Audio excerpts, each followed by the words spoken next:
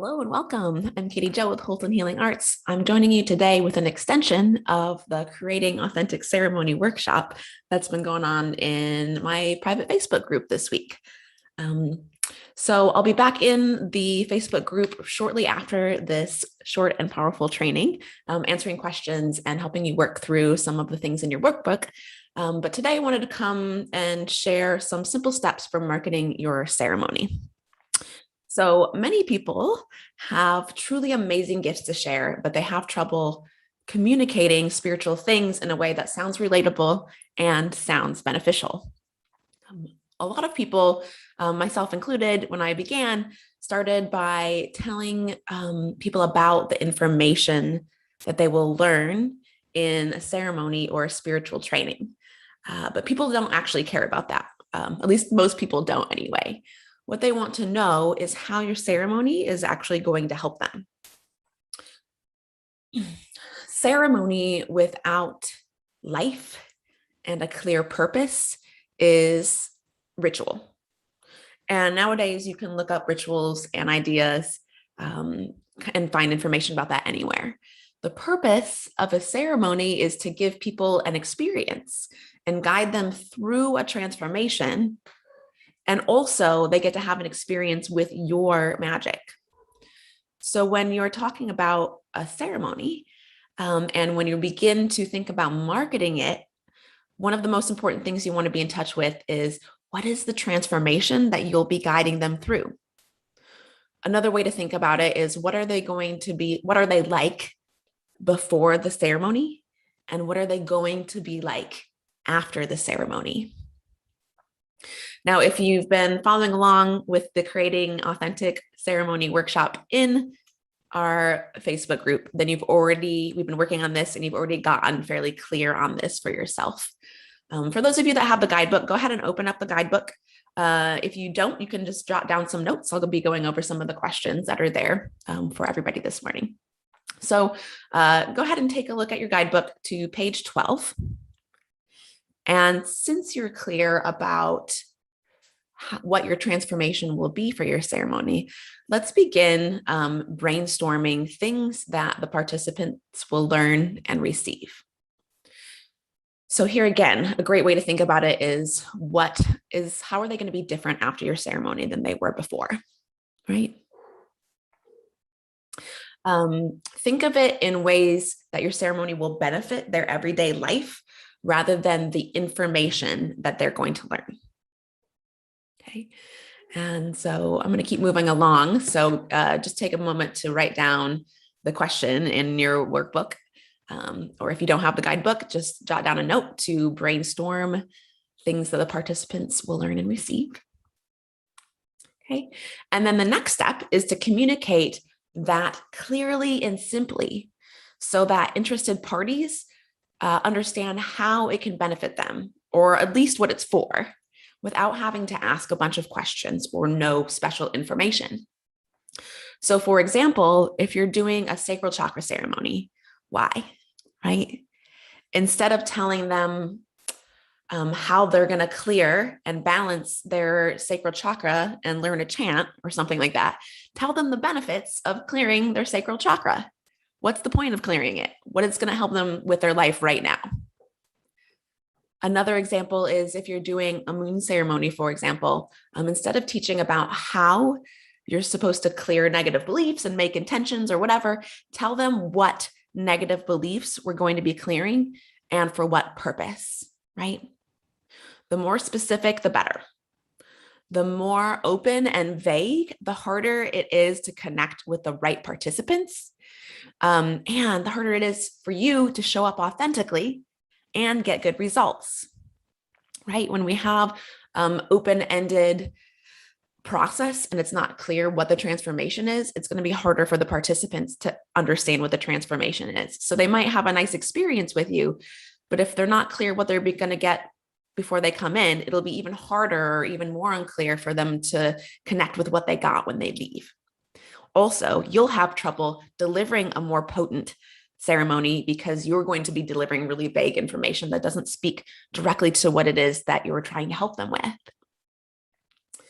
So in your guidebook, I've left space for you to jot down some ideas for titles for your ceremony. You want a clear title that tells people the purpose without the need for special knowledge. And I know the temptation here, especially with us spiritual people and people that are creative, we want to have like a fun sounding name or something that sounds cool. But honestly, this is just a way of keeping ourselves separate and not connecting. It's really honestly a way of holding ourselves back. So, an example would be womb clearing ceremony, right? Clear your womb of painful experiences and make room for what you want. That's clear. Or I'll use my workshop for an example. The title for my workshop is Creating Authentic Ceremonies. Super clear. We know what it's about. We know who it's for, and we probably already have a connection for people that feel like they're having trouble doing authentic ceremony, right? And then the headline for my workshop is that are amazing and get big results. Super straightforward and clear, right?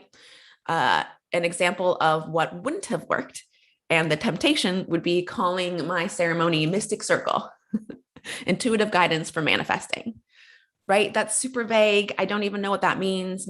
Mystic Circle, is this like a weekly circle? Is it for certain kinds of people? What people are it for? Is it for? So there's all these questions. It's unclear, and it's not very appealing because I already don't have an idea of what it is. Whereas creating authentic ceremonies gives me a clear idea of what it is. And so if we have a title that is so broad that people don't connect with it, they're not going to want to learn more about it, and then they're not going to sign up, and then you've done all this work for nothing, right? If I don't know what it is about or how it helps me, I'm not going to investigate more, generally, So now I know some of you are already working in specialized areas and already offering ceremony work. So you might not have to be this direct. If you've already sort of developed a group of people that you work with, or you've already developed a sense of who you are, and so people already know kind of the things that you do. So if that's the case, you might not have to be this direct. And most people need to at least learn this and understand how to do this before they can get into more specialized fields, right? So you might, if you've developed a bit of a following or a community of people that you work with already, then you can get into some of the really specialty things, like about specific goddesses or, a specific, type of information that is very specialized that you need to know some things about to even understand what it is, right? But first, we need to make sure that we can do this very clear step of titling our events and ceremonies in a way that is relatable and connects, right? A piece here that is challenging for most people, and again, totally fell into this, is if you think it feels somehow diminishing to title something that is so mystical and is so mysterious in a way that seems like generic, right? So there's a way that we can think that having a clear title takes away from the spirituality of the event, or seems generic, or maybe even salesy. And you should know that even though totally understand that frame of thought, you should know that being unclear is a way of hiding. Just flat out, that's what it is. So, when we do this, it keeps people from being able to connect with us, and then our work doesn't get out there, and it doesn't help people, and we just keep getting frustrated, pouring work into creating projects that drain us instead of sustaining us, So just like anything else, the more we resist something and lean away from something we don't like, the more life is going to ask us to do it. So we learn some things so we can be balanced and whole. The more we resist, the more imbalanced we become, right? Underneath the things we don't like is usually a fear we're trying to cover up. And so the fears become stronger the longer we avoid them. So, this is a great place to practice, because it's not a really triggering thing to trying to name your ceremony in a way that's clear and connects, right? So just know, again, when you're in that spot of wanting to name it and it feels like somehow diminishing, or you don't like that it sounds generic or whatever it is, again, just understand what's happening here is underneath. There's a little bit of fear of connecting and getting your work out there. And so that's why we tend to lean towards avoiding titling it in a way that's simple and clear, right? And then give it a try, see how it works for you, right? So one last piece to help your marketing strategy, and this is really important and something people often skip over. And we've been spending a lot of time in the workshop this week getting the priorities in order of what's most important in creating your authentic ceremony, right? So the most important thing is to get in the right mind frame to promote your work. Once you have the details, you have to know internally that you are the right guide for your participants. And that doesn't mean there's not a little bit of nervousness or a little bit of doubt, or, these are normal things that everybody goes through. Nobody's like 100% confident all the time, but you still have to be connected with that, knowing that you can do this, that you're the right person for this. So again, if you have the guide, turn to page 13. And if you don't, then you can make some notes. I'd like you to write down some of the reasons people want to work with you, and jot down the first, whatever is coming to your head, just get as much down as you can. Another way to think of this is, what qualities do you carry that people like? Why do people like being around you, right?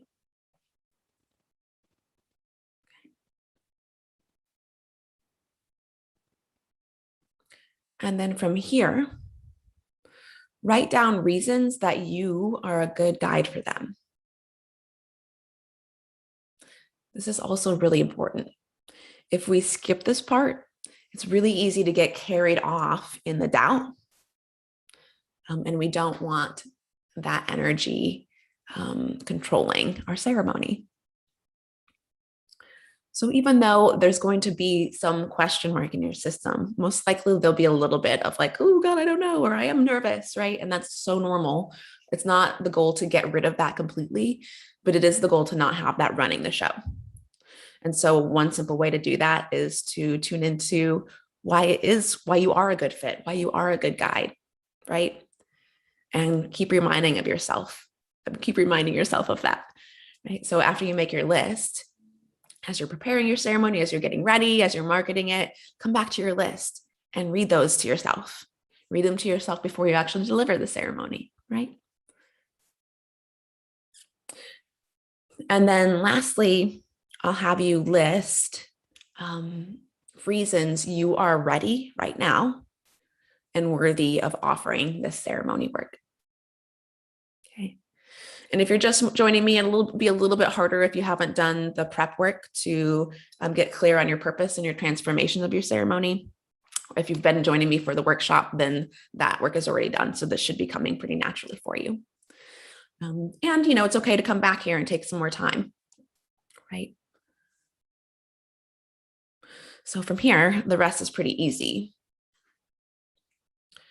You'll see in your guide, you also have a ceremony planner. So this is where you can get your ideas organized about your event. Again, because the details, that sort of comes last.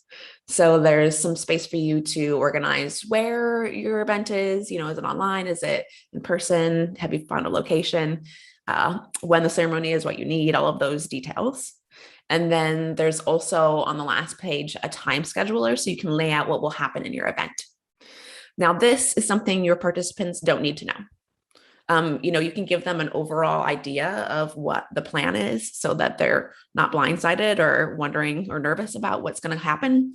But for you, it will be helpful for you to kind of lay out, sort of a minute by minute or 10-minute by 10-minute plan of how your ceremony will go. That way you'll know how long it will take and what to expect for yourself, right?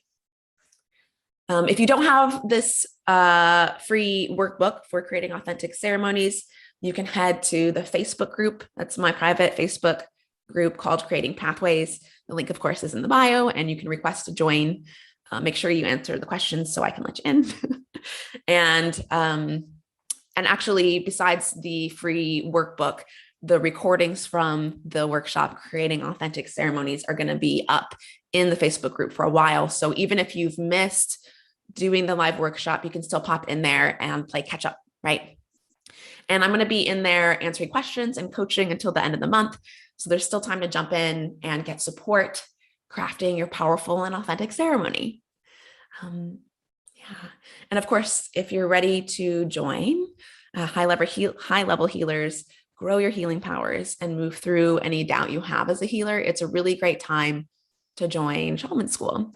I'm actually running a special until the end of the month, or at least until the spots fill up. And that includes a free membership to my business coaching program as part of Shaman School when you enroll by October 30th. And this membership actually helps you create healing programs and offers that are in alignment with your gifts and actually sell. So in addition to that, you also get a few bonus trainings in Shaman School, healing the auric field, working with nature spirits, and a vision guide. So there's lots of great bonus work for joining Shaman School. But honestly, even without that bonus work, the whole program is a really powerful way for you to get connected with your gifts, and then specifically how to deliver them, in a potent way that's in integrity. And many of us have fear and doubt to move through. So the program will also help work on your own personal healing story and move through the doubt of actually bringing your offer forward, right? So be sure to message me if you want to connect or learn more or claim your seat. Yeah, I'm super excited about it. Shaman School is really a deep journey for your soul, but it will also help you develop a truly powerful and authentic healing practice. And you get to do that in a small circle with other healers. A lot of other programs teach about things, they teach you about rituals or they teach you information, but they don't teach you how to be it, right? And the sooner you step into your power and the dream life has for you, the sooner you can truly help others and help heal others deeply, right? So again, reach out if you're interested, or you can comment on this post. And if you aren't already, be sure to join the free private Facebook group, Creating Pathways, and take advantage of this free workshop and the free coaching that's happening right now, so you can start getting your offers, your work, and your magic out there. Thanks for joining me today. Bye-bye for now.